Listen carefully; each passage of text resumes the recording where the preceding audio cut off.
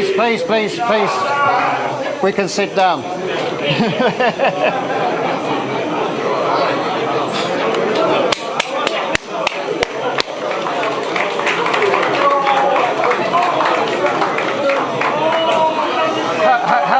Hello.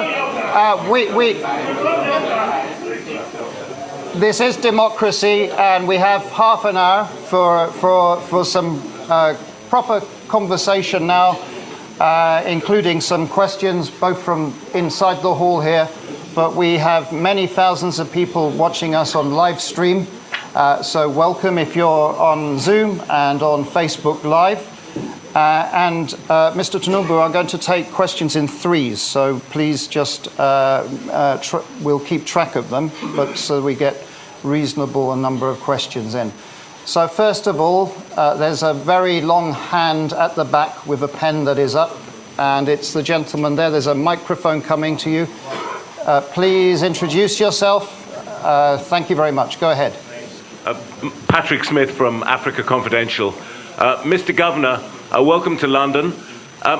This week, the Central Bank of Nigeria tweeted that the NNPC has not remitted one kobo of oil revenues in the past 6 months, at a time when Brent crude, I think, is above 80 a barrel, heading upwards.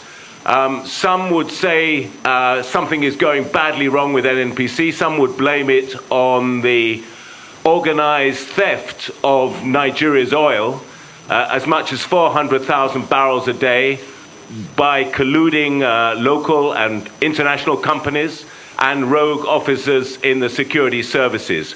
What is your solution to this very pressing problem?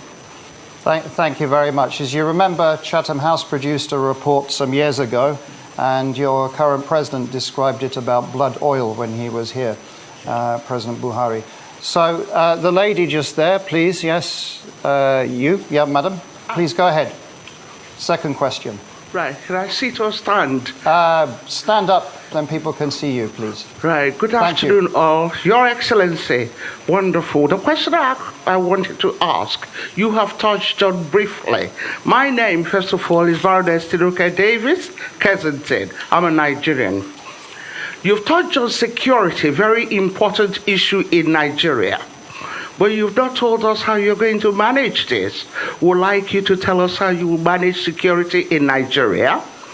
And second part of my question, there's loads of kidnapping of women and girls in Nigeria, rape of our young children in Nigeria. Can you tell us, Your Excellency, how this will be managed? Thank you. Thank you very much for being very precise. Mr. Tunibu, we had many questions coming in live stream about how you're going to combat terrorism and violence against women, including from Bolupi Omosori. So the gentleman right here on the corner, yes, you, sir. There's a microphone there. Please go ahead.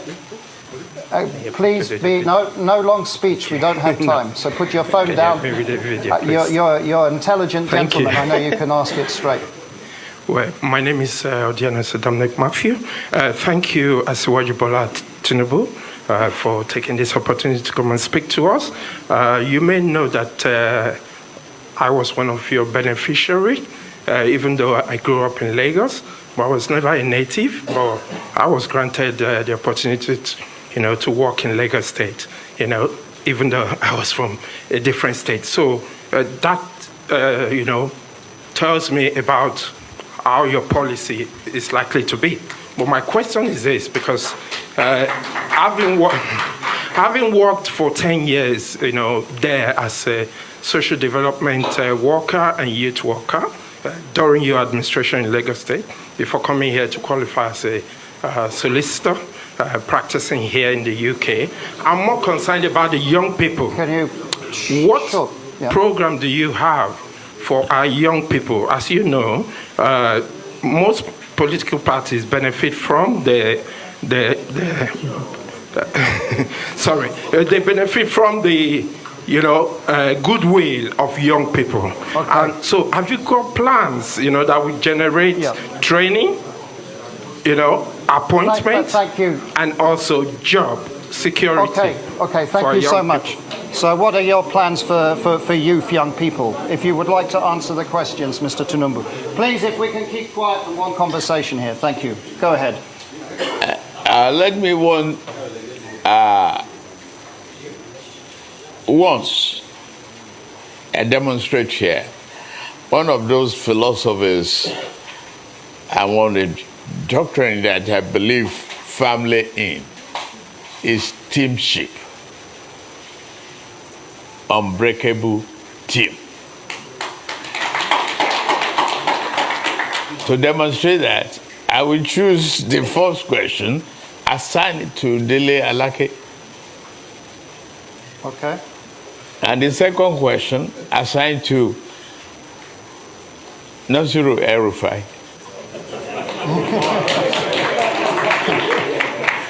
And third question, assigned to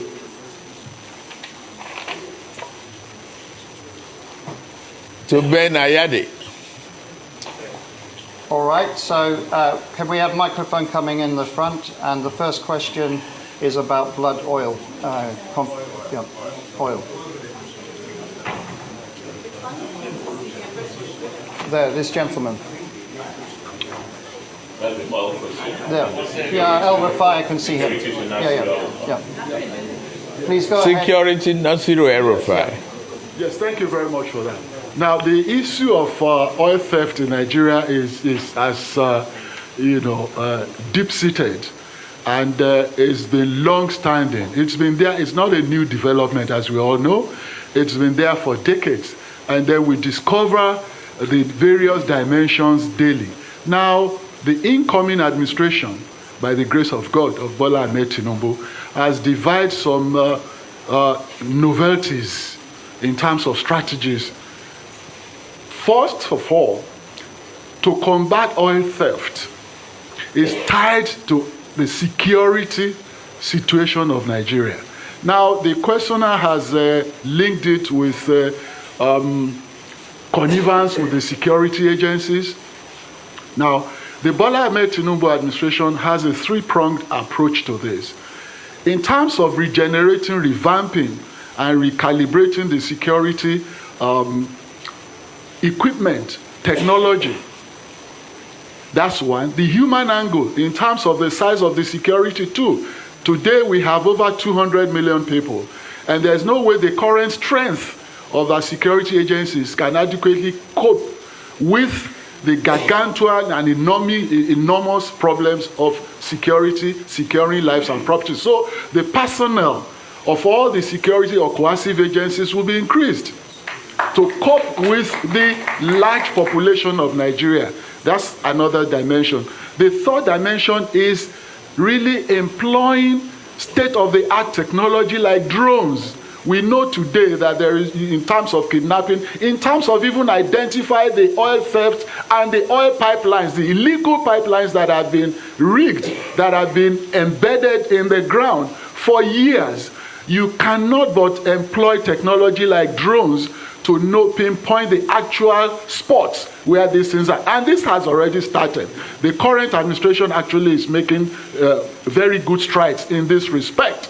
They've been unearthing and discovering and arresting, apprehending the culprits in charge of all. So this will be intensified. It will continue and actually be taken to a higher level, such that in the first 6 months of the Bola Ahmed Tinubu administration, oil theft will not only be reduced tremendously, the goal is to stop it in its entirety. I think that's all. Excuse me. That does not mean a departure from the present administration. The classification, a theft and a receiver exists.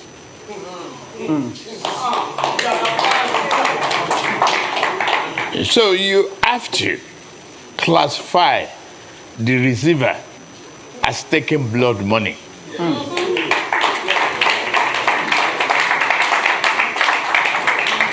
Governor Al Rufai, please, go ahead. Your Excellencies, my friend, Mr. Alex Vines, ladies and gentlemen. Security has been a big issue in Nigeria in the last few years, and that has affected not only rural economies, but agricultural production, commerce, and everything else. The Bola Tunibu administration will address these challenges, or whatever remains of it, after the efforts of this administration in at least 3 ways. First, policing. Nigeria has about 300,000 policemen for a population of over 200 million. We need at least twice that number. That will be achieved by amending the Constitution so that policing can be at federal, state, and even at community levels.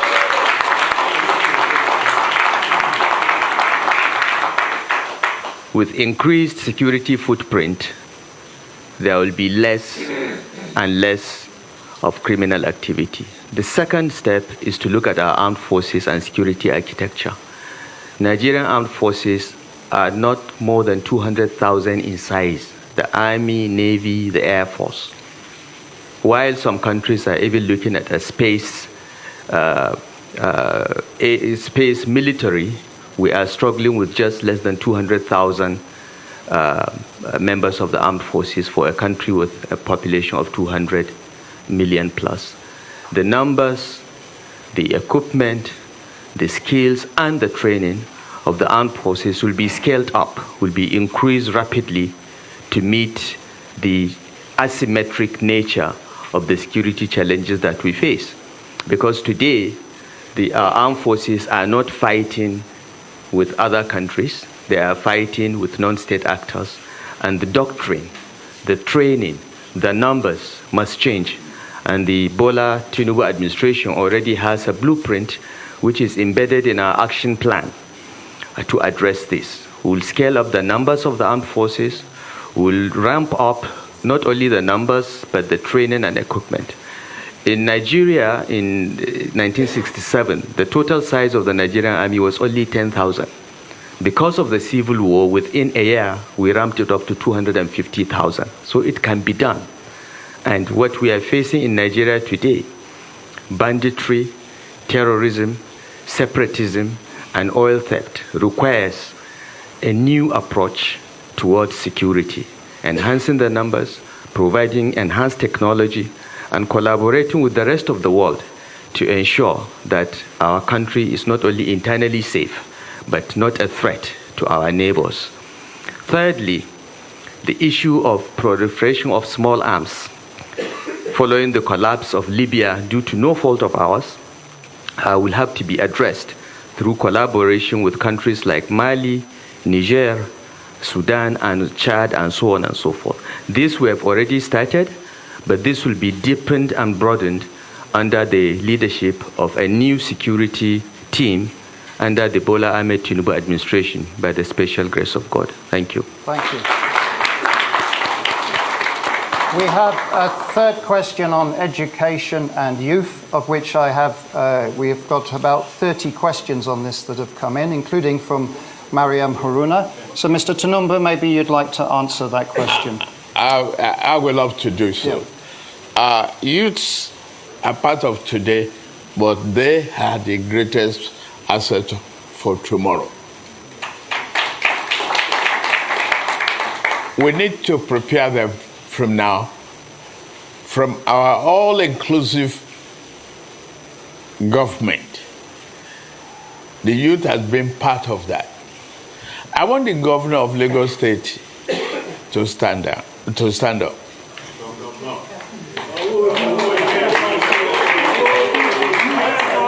Yes, it's a youth.